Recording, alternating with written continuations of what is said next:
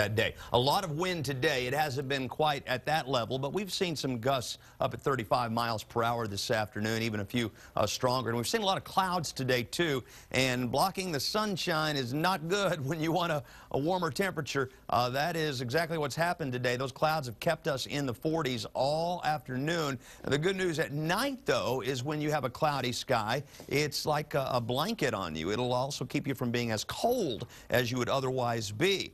But it is still going to be cold any way you slice it. These are our forecast low temperatures for the hill country tonight, taking into account the cloud cover. If we see some breaks in the clouds overnight for especially a couple of hour period, you can shave a few degrees off of these numbers. In the coldest pockets out here, we could easily be looking at some teens in the morning. But I think you'll be at least this cold, including 21 in Fredericksburg, 24 in Llano, 25 in Burnet in the morning. One of the coldest mornings of the season so far around the city, too. If the clouds continue to blanket our sky, we're looking at about 24 to 28 degrees in the middle of Austin. In our eastern counties, same thing, about 24 to 28 degrees. If the clouds break, could even be a little colder than that. Right now it's 47, mostly cloudy, 42 at 8, already 37 in Austin at 10 p.m. tonight, with skies remaining mostly cloudy at that hour.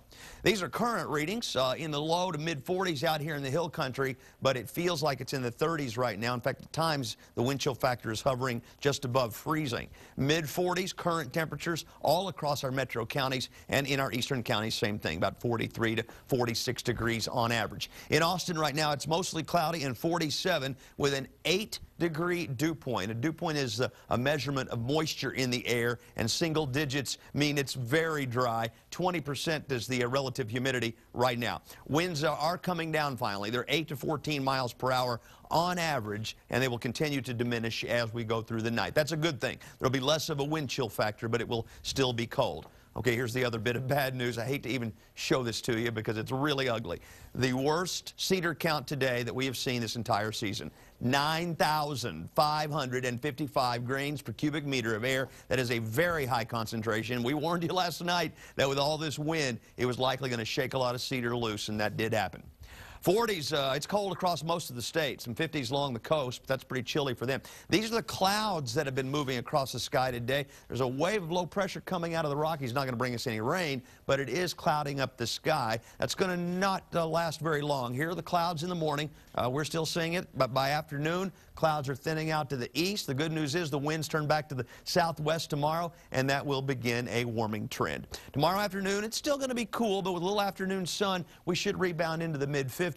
Then by this weekend, we're back into the 60s. By Monday, we're back into the 70s. 28 tonight. Let's call it mostly cloudy, and that's one of the warmer temperatures. 55 tomorrow, with the clouds gradually thinning out as we go into the afternoon. And we'll probably still freeze Saturday morning. This won't be as cold. Saturday afternoon, 63. Sunday, 65. There's a slight chance of day Sunday and Martin Luther King Jr. Day on Monday, but that 20% may be a little bit liberal with the probabilities. 74 on Monday, then a little cooler after that. We'll be right back.